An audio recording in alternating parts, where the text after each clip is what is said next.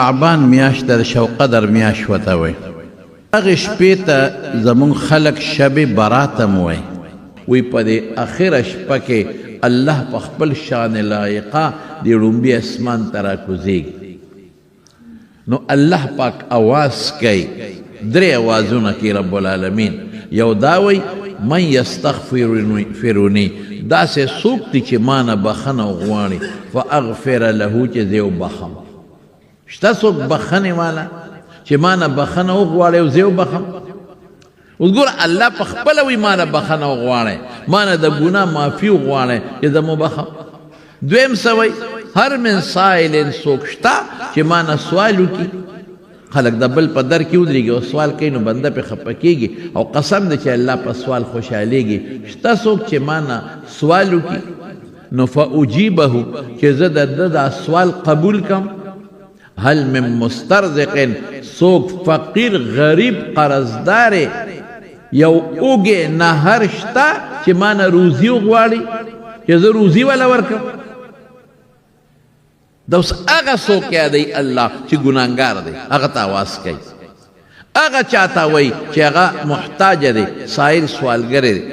هغه چاته الله اواز کوي چې هغه غریب دی محتاج دی فقیر دی مسکین دی ډوډۍ نشته هغه ته وایي ما نه وغواړه چې دله درکړم دقه وخت د قبلېدو د زمانونو ګورې د اخره شپه چې ده دا د دعا د قبلېدو ټیم دی عامه شپه کې که ته پاسې بیا په دې شپه لیله مبارکه چې په دې کې ته اخره شپه کې پاسې او د الله نه سوال وکړې نو الله پې خوشحالېږي خفه کېږي نه الله به درته قبوله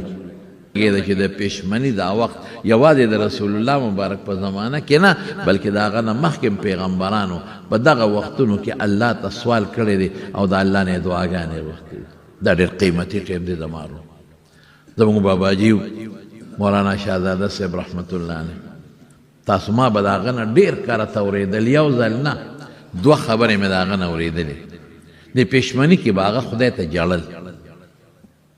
به او دوه ټکي به یو به یو شعر وي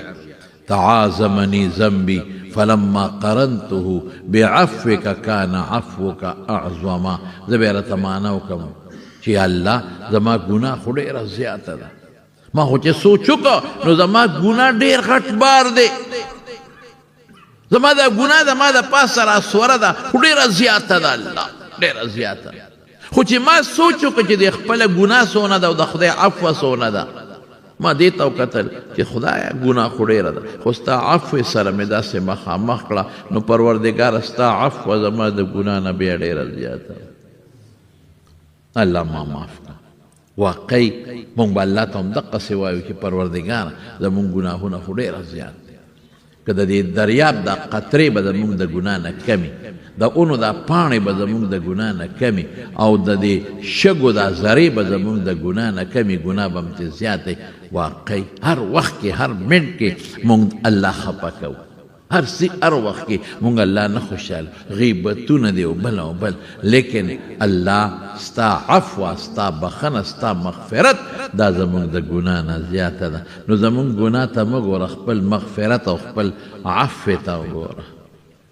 دا وخت الله دعا قبله که د شعبان 15مه ده او که بله ده او که بله ده زه دا به ورسره ملګري کړو چې برکتي شپه ده نو یو په دقه شپه د انسان دعا قبلېږي ګورئ او دغه حدیث درته به ووایم اگر چې حدیث ته یو پوټی فیه کلام خو بیا هم بعضې علماو د دې متعدد یعنې ډېر سندونه راوړي دي یو پوټی یې مضبوط کړی دی چې الله پاک یغفر لاکثر من عدد شعر غنم لبني کلب په عربو کې یو قبیله و بنو کلب به یې ورته وي هغه ګډبانو ګډې چیلې به ډېر سرولې د هغې قوم دا عادت د هغې ګډو د چیلو د ویښتو نه زیات مخلوق الله بخي دا غټه مبالغه ده دونه مخلوق خدای پاک بخي نو خدای پاک دا انسان په عذاب څه کوي ما یفعل الله بعذابکم قرآن شریف کې الله فرمایي یا بنده د ما شکریه ادا که ته خو ما عذاب له نه پیدا کړې زه ستا په عذاب څه کوم چې تا له عذاب در کوم ورونو ډېر معمولی محنت دی او ډېر لویه فایده ده پکې که ته پاسې په پېشمني او الله ته لږ وجاړې او سلګۍ ورته ووایې او د خپل ګناه معافي ته وغواړئ. موږ لږ ګناهګار یو، موږ ټول په روزه کې په رزق کې خدای ته محتاج یو، په عمر کې محتاج یو، په عزت کې محتاج یو. بلکې نن سبا خو پریشانۍ خپلې کمې دي او د بل د طرف نه پریشانۍ زیاتې دي.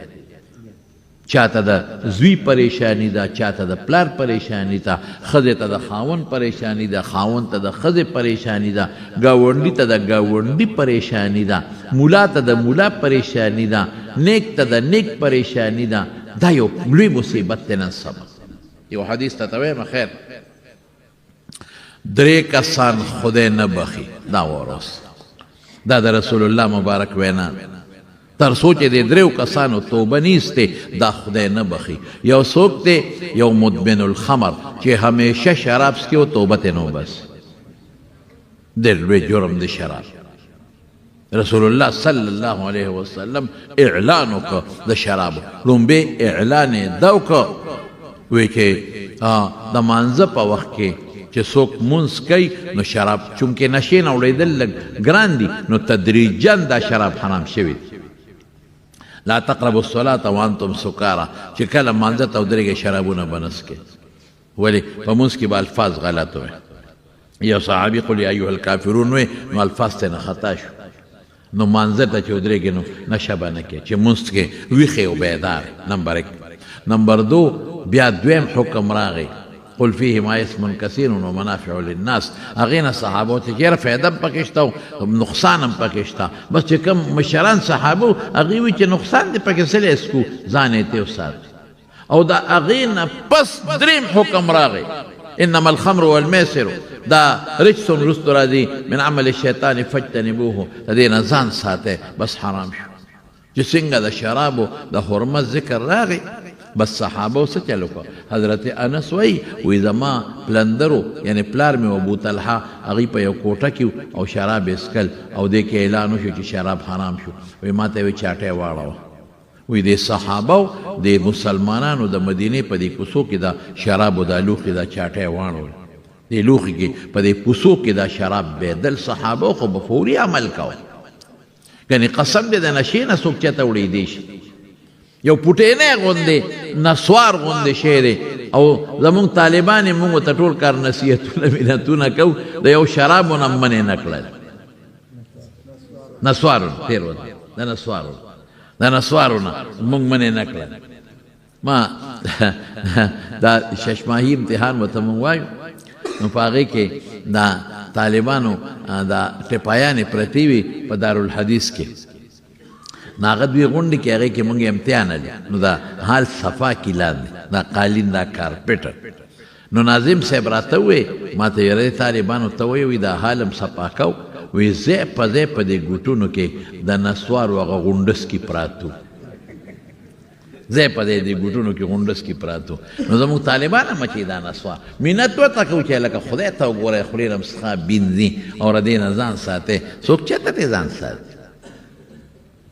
بعضې خلک نسوار بعضې پکې سګرټ هم څکي. خیر اوس خو دا څیزونه یو پوټی لږ کم شو، یو پوټی ګزاره شوه. پخوا خو به په هر کور کې نسوار ګزاري به یې ورته وي. اوس ورته لږ خشته نوم وایي نسوار پخوا به ورته ګزاري وي. او په دې هر کور کې به برغۍ پرته به چې کوم ځای به ټکول هغې ته به برغۍ وي او تماکو به د خلکو خپلو او هغې کې به د شوي د ایره پکې یو ځای کول او دا به یې ټکول خلکو به کول. بازارونو کې نه خرڅېدل، کورونو کې به خلکو ځان له جوړول. خیر خبره مې دې پورې کوله چې کم سړی همیشه شراب څکي رسول الله صلی الله علیه وسلم فرمایي نه بخلي کېږي. ابا توبه وباسي مستقله توبه چې بیا به شراب نه څکم نو الله به یې معاف کړي. نمبر 1. دویم څوک دی مشاحن، هغه انسان چې مسلمان سره حسد کوي. اوهو دا ډېر لوی جرم دی. حسد څه ته وایي؟ یو سړی دی هغه له خدای پاک مال ورکړی دی، ته وایې د ده دا مال ولې دی؟ دا مال دی ولې ورکړی دی الله ته؟ هغه سره حسد کوي چې دا مال یې نی. یو سړی دی او د هغه خلک عزت کوي او ته وایې د ده د عزت خلک ولې کوي؟ یو سړی دی هغه له خدای علم ورکړی دی، ته وایې دا علم یې ولې دی؟ یو سړی دی هغه له خدای بچي ورکړي دي، ته وایې دا بچي ولې دي؟ یو سړی دی او هغه له خدای قدر او عزت ورکړی دی، خلک عزت کوي، ته وایې د عزت ولې کوي؟ یعنی یو نعمت خدای پاک یو انسان له ورکړی دی او ستا هغه نعمت بدی شي چې دا ولې زړونو دا ډېر خطرناک جرم دی څونه خطرناک جرم دی وویرې ښه یو دا چې دا ته په خدای اعتراض کې دا نعمت چا ورکړی دی الله نو دا دې په خدای اعتراض وکړه چې دا دې ولې ورکړ یوه شوه دویم دا چې تا ته خدای پاک ناپویه ښکاري الله خو چې څه کړي دي په خپله یې کړي دي چې ته وایې دا ولې نو تا ته ځان د خدای نه پویه ښکاري او الله درته ناپویه ښکاري او دریم څه دي دریم تا ته الله بې انصافه ښکاري چې خدای انصاف دې نه دی کړی دا مال دا بچي دا دولت د عزت دا علم دا قدر دله نه ورکول پکار نو خدای راته په خدای دې اعتراض هم وکړو او الله د تا ناپویه ښکاره شو چې خدای دا نه وه پکار دله ورکول نو پکار خدای راته بې انصافه ښکاره شو او مسلمان سره هم چې چا سره چا حسدي نو غیبتونه یې کوي تهمت پې لګوي غیبت خو لا بیا هم څه خبره ده چې چا کې یو ګناه وي او ته هغه بیانې او که مخامخ یې ورته وي نه پې خفه کېږي دا هم جرم دی ډېر لوی جرم لیکن په یو سړي کې یو غلطي نه یو خلک یې ورپسې راوباسي هغې ته بهتان وي ډېر لوی خطرناک جرم دی او ډېره لویه ګناه ده نو حسد ډېر خطرناک شی دی نو خدای دې تاسو هم ساتي او الله دې موږ هم ساتي نو مسلمان سره به حسد نه کې دا به نه وایي چې دا ولې ښکلی دی هلکه خو خدای وله ښکلا ورکړی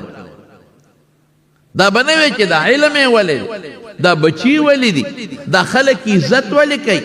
دا علم خدای ولې ورکړی دی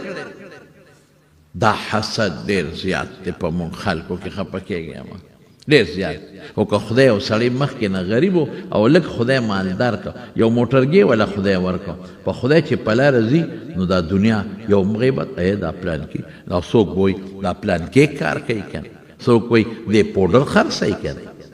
دی دا کوي که د ځان الزامونه په خلکو دا ګورې د مارون ډېر خطرناک جرم دی چې یو حقیقت ته نه معلوم نو په چا الزام لګول د چا بهتان تړل دا ډېر خطرناک جرم او ګناه ده حضرت امام ابو حنیفه رحمت الله علیه ته یو ځل چا وی پلانکې سړی ستا غیبت کوي بد در پسې وی هغه د شپې د کجورو یو تال ډک او هغه یوړه هغه سړي دروازې وویل وی دا وایه چا ورته وی صاحب هغه دې بد وی غیبت کوي او تا ولې د کجورو تال یوړه امام صاحب ډېر هوښیار وی ګوره حضور پاک فرمایي چې د چا څوک غیبت کوي که نه د هغه ټول څومره نیکۍ چې دي دا هغه چا ته خدای پاک منتقل کوي چې د چا غیبت یې وکړي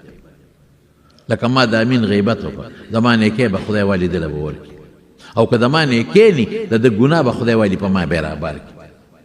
وی هغه زما غیبت کوي نو ما ته نیکۍ راوبخلې نو که د هغه نیکو په مقابله کې وله یو تال کجورې ورکړ نو څه جلبه وشي او یو ځل امام ابو حنیفه رحمت الله علیه ته چا وی پلانکې سړی دی غیبت کوي نه وی ته غیبت نه کوې امام صاحب ته چا وی هغه ورته وی چې غیبت د خلکو کوم د مور ولې نه کوم زما مور داسې د مور داسې چا ورته وی صاحب د مور هم څوک غیبت کوي وی چې د چا غیبت کوم نو خپلې نیکۍ به وربخم نو د مور به وکړم چې مور ته خپلې نیکۍ وبخم که دومره خطرناک شی دی غیبت څه شی دی غیبت هلکه پېژنې غیبت چې چا کې یو غلطي وي دی وی لکه ده کې خو دا غلطي شته که نه چې وي او ته د هغه نه پشي شاوې که هغه پې خبر شو پې خفه کېږي دې ته غیبت وي ځکه د رسول الله مبارک نه یو صحابي تپوس وکړه وی صاحب که هغه کې دا غلطي وي او مونږ یې د هغه نه پشي شا وایو دا هم غیبت دی وی چې وي پکې ورته وی نو غیبت دی چې پکې ني فقط بهته بیا خو بهتان دی بیا خو د ډېر لوی جرم او ګناه دی وکړه نو چې د چا سره حسدي غیبت یې کوي او بیا پې بهتانونه الزامونه تړي ډېر لوی جرم نو یو هغه انسان چې مستقل شراب څکي توبه نه وباسي دا خدای نه بخي او بل هغه انسان چې مسلمان سره بې ځایه حسد او کینه کوي دا خدای نه بخي او دریم څوک دی دریم ومورئ ښه دریم هغه چې د مور او پلار نافرمانه دی تر څو چې د مور او پلار رضا کړي نی نو کدی د لیلة القدر په شپه دا لیلة القدر کې راغلي دي په رمضان کې هم دا درې څیزونه دي که د لیلة القدر په خاص ټیم کې چې الله د هر چا دعا قبلی او اقا ټیم کې هم څوک خدای ته سوال کوي چې یا الله ما وبخه چې د نه مور پلار خپی نو دی خدای نه بخي مور او پلار ولې مونږ خپه کوو په معمولي خبرو د ښځې دپاره د ښځې خپل حق د ښځه به د مور او پلار دپاره نه خپه کوې د هغې خپل حق دی د مور او پلار خپل حق دا دومره چې ته خپل بچي ته وګوره تا چې دا خپل بچی لویې څونه خواري ورسره کې ته چې دا خپل ماشوم لویې څونه پې معمولي ټوخ ناري کې نو څونه ورسره دړمنې دقسې تا سره هم چا جړلي دي که دا ماشومان په اسانه لوي خپل بچی ته وګوره چې ستا ماشوم دی او تیل بد دقې ته وګوره د خپل ماشوم بچي ته چې دا خپل ماشوم بچی زه لویم نو زما پې څونه پیسې وله ګټم حرامې وله تاسو ګټئ حرامې جهنم هم ځان له ځای که د بچو دپاره دقسې ستا پلار هم ستا سره خواري کړی تی ماشوم لوی کړی تی په غېږ لوبول د مولانا روم صاحب رحمت الله علیه یو واقع لیکلی که سعدي صاحب د سره خطا کېږي خو ډېره مخکې ما کتلی و یو بابا ناست و زوی ورسره او داسې په دیوال یو قارغه راغی کېناست نو دا پلار دې زوی ته